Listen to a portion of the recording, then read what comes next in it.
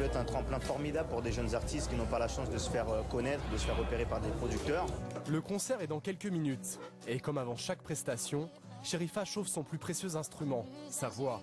Une exclusivité pour les organisateurs qui profitent d'un concert très privé. Ce qui m'a toujours dérangé et que rarement le soir je pouvais le capter, mais dès qu'il me parlait, je l'enfermais.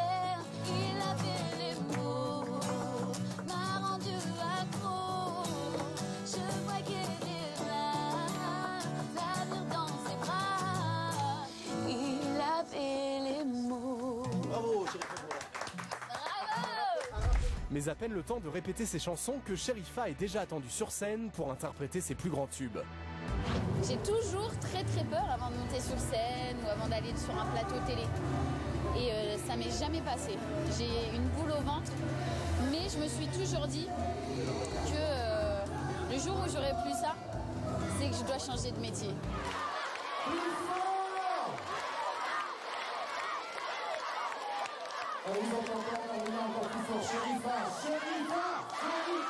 Il était plus âgé, je suis sous, tombé dans ses bras. Il avait les mots, tout le monde, je l'accro.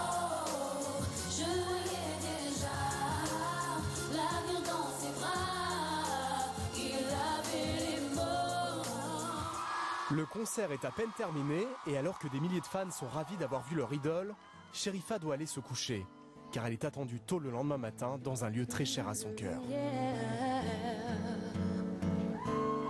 C'est à Évreux, ville de son enfance, que nous retrouvons Sherifa Luna. Ce jour-là, et avant une séance de dédicace très attendue par l'ensemble de ses fans, elle a rendez-vous avec Monsieur le maire pour faire le point sur son association venant en aide aux jeunes mères adolescentes. Vous allez bien? Et vous? Bah super, ça va très bien. Bon, donc vous êtes de passage Oui. dans notre bonne vieille ville d'Évreux. Bah là, ouais, en ce moment, c'est la grande tournée des promos. Et comment se passe l'activité de l'association Bah ça va très bien. Le fait de s'engager pour les jeunes filles mères, c'est un bel engagement parce que c'est un sujet de société. Voilà, j'ai fêté mes 5 ans de carrière très récemment. J'ai encore plein de choses à vivre, je l'espère. Mais j'avais le besoin vraiment de me dire, allez, maintenant, il faut te lancer un autre objectif. Et du coup, ça avait du sens. Pourquoi? Parce que moi, j'étais maman, j'avais 18 ans.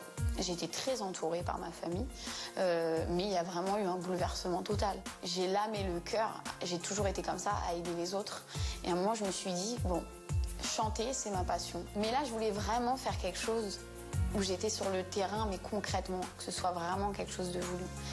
Et donc, j'ai juste été chercher dans mon histoire. Et je me suis dit, c'est évident que ce soit ça. Et j'ai vraiment une idée bien précise de ce que je veux, c'est créer des antennes dans le maximum d'endroits pour pouvoir aider le maximum de jeunes mamans. Et pourquoi pas ensuite créer des structures pour accueillir ces mamans et ces enfants. Bon, je suis là. Merci de votre passage. À très bientôt. Bah oui. On se voit Bonne réussite dans vos projets. Bah merci beaucoup en tout cas. Et bonne fin de soirée.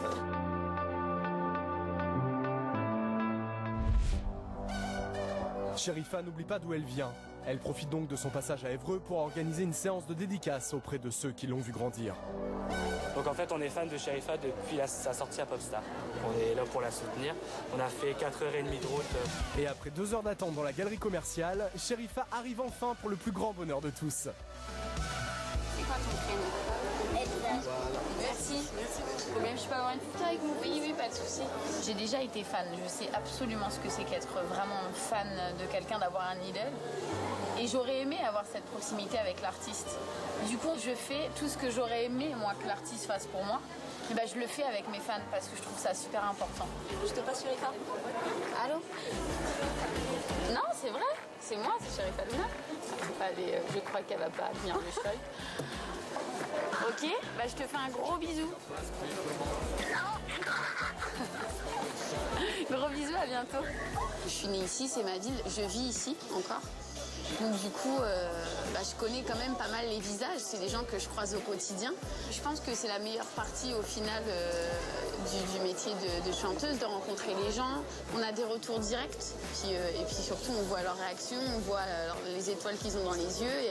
Et c'est là où on se dit, je fais pas tout ça pour rien, ça a vraiment de l'importance. Si Cherif Halouna a choisi cette galerie commerciale, ce n'est pas par hasard, car ce lieu évoque pour elle un lointain souvenir. En effet, à quelques mètres de la séance de dédicace se trouve un salon de coiffure. C'est là que tout a démarré pour Chérifa, qui n'avait alors que 16 ans.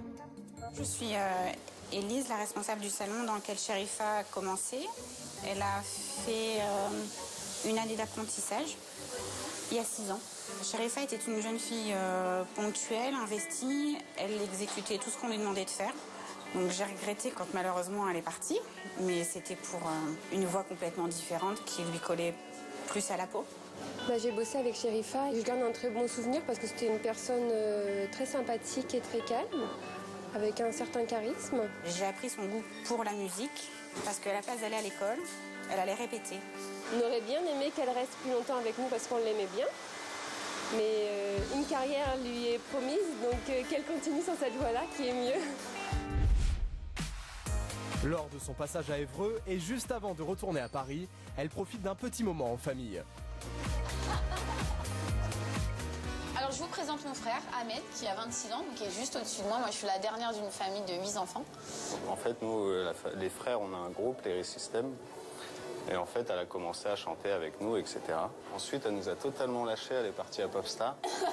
Donc nous, on était seuls, quoi. On s'est dit, mais qu'est-ce qui se passe et tout. Comme c'est eux qui m'ont un peu créé, on va dire, dans la musique, puisque j'ai commencé avec eux. Et donc, du coup, c'était évident que quand je pouvais les mettre quelque part, je les mettais. Donc, ils ont chanté avec moi sur le deuxième album. Il a composé pour moi, ils ont fait ma tournée, on a fait l'Olympia. On a fait plein de choses ensemble. Donc ça, c'est l'essentiel. Et ça reste toujours familial, en fait, au final. Ce qui m'a rendu fier, en fait, c'est ça, voir son nom à l'Olympia, Cherif Halouna, tout son parcours. Moi, je suis fier de son parcours. En fait, moi-même, j'aurais rêvé faire ça. Quoi, il n'est jamais trop tard, je n'ai que 25 ans.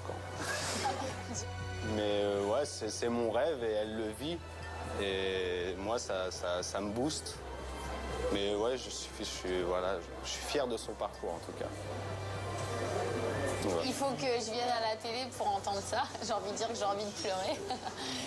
Même s'ils le montrent tous dans les actes, c'est rare qu'on l'entende. Donc ça fait du bien. Et ouais. Chérifa est devenue une véritable artiste. Simple et authentique, elle a tout réussi. Et il ne lui reste plus qu'un seul projet à réaliser. Un projet plus personnel. Ça évoque un rêve de petite fille. Moi, ça me fait rêver complètement le mariage. C'est un truc qui m'a toujours attirée et je pense que j'ai tellement un beau modèle chez moi. Mes parents sont mariés depuis 42 ans. Avoir une famille vraiment solide autour de moi et construite, j'en ai absolument besoin. C'est pour moi mon équilibre personnel et pour avancer en toute quiétude dans ce que je fais, j'ai besoin de ça. Et j'ai la chance d'avoir une famille juste énorme qui m'entoure, qui sait me dire quand les choses vont pas ou quand ça roule. Donc ça, c'est cool, c'est au top.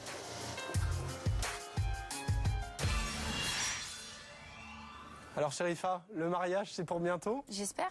J'espère un jour revenir et vous annoncer que je vais me marier. Mais il faudrait déjà trouver l'homme. Je peux vous proposer une émission de télé-réalité, Le Bachelor par exemple? Ce serait assez drôle quand même. Ou pourquoi pas Secret Story, hein, Nadège connaît bien, pour rencontrer l'amour. On rencontre peut-être, mais on ne le marie pas en tout cas. C'est ça. Il y en a qui sont mariés quand même. Oui, c'est arrivé à d'autres, plus chanceux. Non mais ça viendra, je m'inquiète pas. Je sais que ça viendra et je vous enverrai un faire-part ce jour. Alors quel regard vous portez aujourd'hui sur votre nouvelle vie et votre réussite? J'essaie de faire les choses à fond, de me donner à 100%. Je me lance des challenges en plus à chaque fois. Donc oui, je suis maman, je suis artiste. Bon, je vais encore faire autre chose. Je vais créer une association. Et puis, je vais aller plus loin que ça. Plus que d'être marraine ou présidente, je vais tenir des permanences. Et puis, je vais faire des choses avec ces mamans. Et puis, je vais organiser des concerts. Et donc, voilà, j'aime ce côté, me lever le matin et me dire... Bon, combien de casquettes j'ai à mettre aujourd'hui? Qu'est-ce que je dois faire? Et avoir plusieurs rôles différents, je trouve que ça me booste. Je pourrais peut-être pas faire ça dans 15 ou 20 ans. Là, je suis toute jeune, c'est le moment. J'ai la chance d'avoir la lumière sur moi pour pouvoir mener certaines choses vers l'avant, comme l'association ou autre. Donc j'en profite. Je ne sais pas quand ça s'arrêtera, donc j'essaie de faire tout à fond et avec le cœur et à 100%. Sherifa, on vous retrouve où en 2050? Je me projette dans 10 ans, mais en 2050, pas encore. Dans 10 ans, moi, j'aimerais beaucoup ouvrir un complexe de beauté. Donc tout ce qui est spa, bien-être, UV, toutes ces choses-là. Est-ce qu'il y aura un peu de coiffure dedans? Coiffure, enfin vraiment tout ce qui concerne la beauté. Et de faire vraiment un grand établissement vraiment pour les femmes et les hommes, pour le bien-être. Donc ça, c'est mon projet. Et dans 10 ans, j'espère que je serai directrice de ce lieu et que je pourrai faire évoluer ça peut-être partout en France ou peut-être dans le monde. Ça, c'est après, moi, très ambitieuse et très rêveuse depuis toujours. Et puis voilà, mon fils sera bien grand dans 10 ans déjà. Il sera adolescent. Donc si à lui, je peux lui souhaiter quelque chose, c'est de vivre son rêve de basketteur, puisqu'il est dedans depuis qu'il est petit.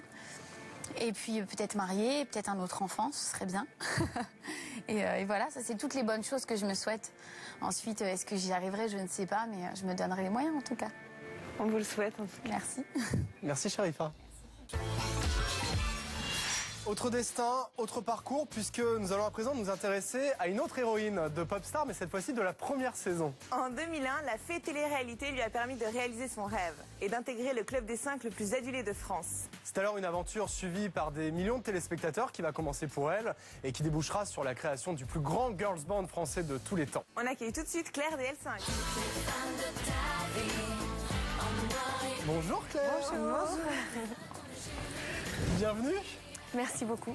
Alors dans un instant, Claire, on va découvrir votre nouvelle vie. 12 ans après avoir participé à la première édition de Popstar. 12 ans déjà. Ah, ça en fait du temps. Hein. Oui. Mais auparavant, retour sur ce 20 septembre 2001, la France entière va alors découvrir votre visage pour la première fois puisque vous participez au casting d'une toute nouvelle émission qui s'appelle Popstar. Et pour la première fois, les téléspectateurs assistent à la création d'un groupe musical. Claire interprète alors devant le jury un titre des Spice Girls. I tell you what I want, what I really, really want. So tell me what you want, what you really, really want. I wanna, ooh, really, really, really wanna sing and say, ah. If you wanna be my lover, you gotta get with my friends.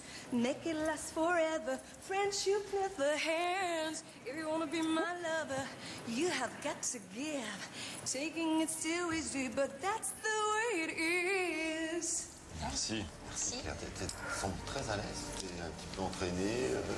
Pas vraiment, j'ai essayé de me souvenir de choses que j'avais déjà faites. Mais tu as déjà fait un peu de scène ou Un petit peu, oui. D'accord. Dans des groupes, dans des... Oui. Mmh. Un peu tout style, pour le plaisir, pour... Oui, voilà. Ouais. T'as envie de continuer avec nous? Très, très envie. Alors allons-y. Tiens. Alors vous chantez ce titre des Spice Girls, Wannabe. Comment se passe immédiatement la suite de l'aventure après? Je crois que je rentre chez moi, on me dit qu'on va me rappeler. Et là commencent plusieurs jours d'attente où on me fait comprendre que ça peut marcher ou ne pas marcher.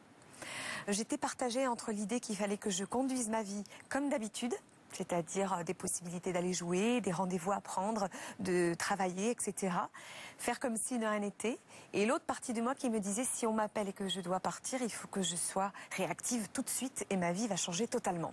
Et puis le comble, c'est qu'ils m'ont fait remonter à Paris chercher ma réponse en me disant, tu es prise ou pas, donc prends toutes tes affaires au cas où, mais on ne peut rien te dire. Donc c'est vraiment jusqu'au dernier moment. Je préfère tout de suite te dire que c'est oui.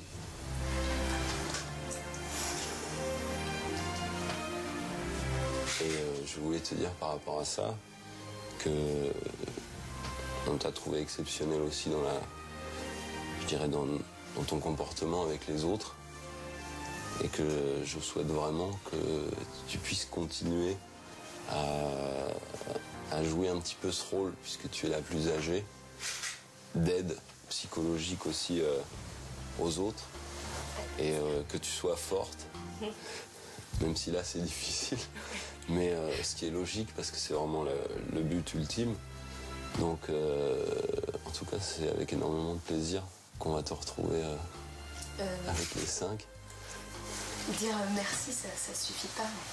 Le mot, c'est Non, mais merci, même, oui. Merci beaucoup. Moi aussi, j'aimerais bien. Merci beaucoup. Claire, qu'est-ce que vous vous dites à ce moment-là? Je me dis, je suis arrivée enfin